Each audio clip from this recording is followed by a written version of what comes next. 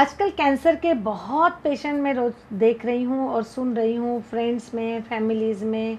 और न्यूजीलैंड में तो सभी को पता है कैंसर, स्किन कैंसर्स खास करके बहुत ही ज़्यादा स्प्रेड होते जा रहे हैं। और कैंसर के ऊपर हमेशा क्वेश्चन मार्क सबसे पहला जैसे ही डायग्नोस हो जाता है तो पूछते हैं कि मुझे क्यों, वाई मी।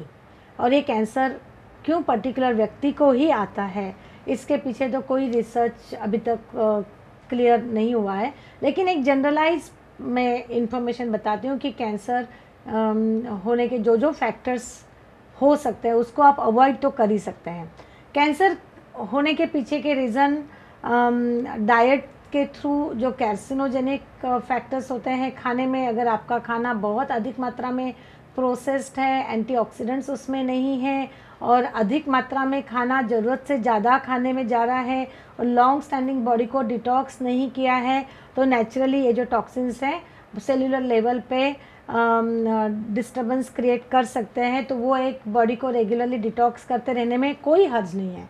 तो आप उस तरह से आपके बॉडी को कैंसर से सेव कर सकते हैं, कोशिश तो कर ही सकते हैं। दूसरा, अगर कोई व्यक्ति बहुत लॉन्ग स्टैंडिंग स्ट्रेस में रहता है, निगेटिविटी बॉडी के अंदर बहुत ज़्यादा टाइम से भरी हुई है, डिप्रेशंस है, काम पे जहाँ जाते हैं वहाँ भी अधिक मात्रा में टेंशन्स है, घर के अंदर भी बहुत ही ज़्यादा सैड एटमॉस्फेयर है, तो वो भी देखा गया है कि ये निगेटिविटी जो है, स्ट्रेस फैक्टर जो है, कारणीभूत मानसिक जो कारण होते हैं वो हो सकता है।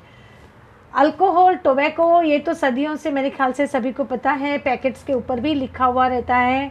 फिर भी ये सब चीज़ें अगर जो व्यक्ति अधिक मात्रा में लेता है तो फिर वही सेलुलर इंटेलिजेंस जो है, तेजस जिसे हम कहते हैं, डिस्टर्ब हो जाता है, बॉडी का ओजस जो है बर्न हो जाता है, उसकी वजह से कैंसर बॉडी में आ सकता है। दूसरा इंपॉर्टेंट फैक्टर ये हो सकता है कि आजकल जो मैग्नेटिक फील्ड्स है, रेडिएशंस है, चारों बाजू में आ रही है। फिर आप घर में माइक्रोवेव का इस्तेमाल रखो या हाथ में 24/7 लैपटॉप्स हैं या गैजेट्स रहते हैं, मोबाइल्स रहते हैं, ये भी कुछ रिसर्च हमने पढ़े थे कि उसकी वजह से भी बॉडी के अंदर जितने ज़्यादा ये रेडिएशंस जाएंगे उसका इफ़ेक्ट जो है कैंसर की तरफ जा सकता है।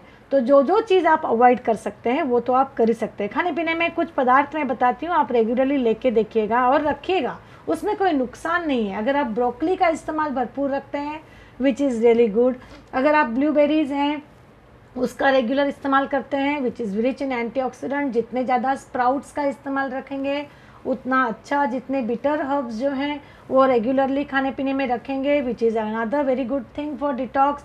एनवायरमेंटल फैक्टर्स में ध्यान रखिएगा कि आप प्राणायाम जैसी चीज़ें, योगा जैसी चीज़ें रेगुलर कर ही सकते हैं जिससे आपके बॉडी के अंदर पॉजिटिविटी आती है, निगेटिव इमोशंस जो है वो चले जाते हैं, शरीर रिलैक्स होता है।